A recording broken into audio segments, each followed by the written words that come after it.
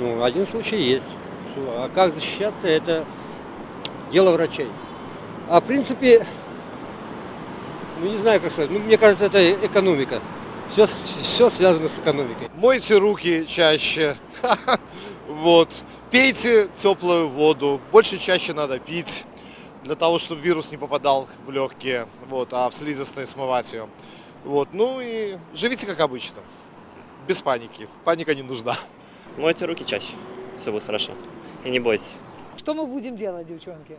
Мы, наверное, будем руки мыть.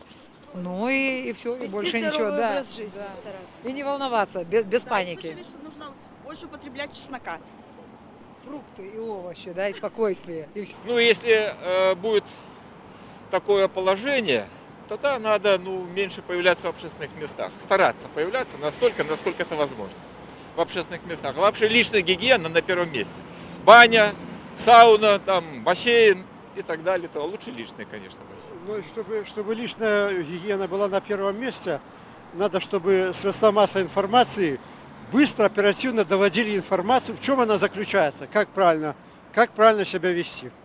Ну, я думаю, что если будет какое-то распространение, все-таки хватит сил белорусской власти, чтобы на государственном уровне принять соответствующее решение.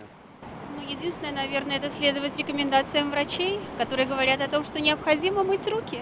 Чем чаще, тем лучше. И, вероятно, стараться избегать посещать места скопления людей. Хотя мы туда вот сейчас направляемся. Ничего не сделаешь. Но тем не менее, мы оптимисты. Думаем, что масочку купим себе на всякий пожарный.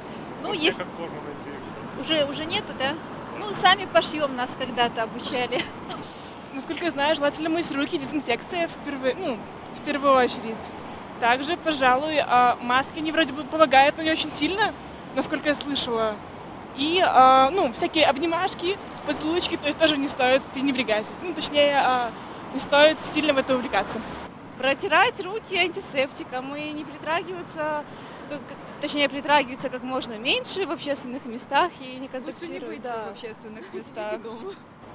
Я не знаю, но надо слушать президента. Он сказал, что если рядом чихают, отходить, мыть руки, а остальное сделает Минздрав, и все будет в порядке. Вот я не переживаю.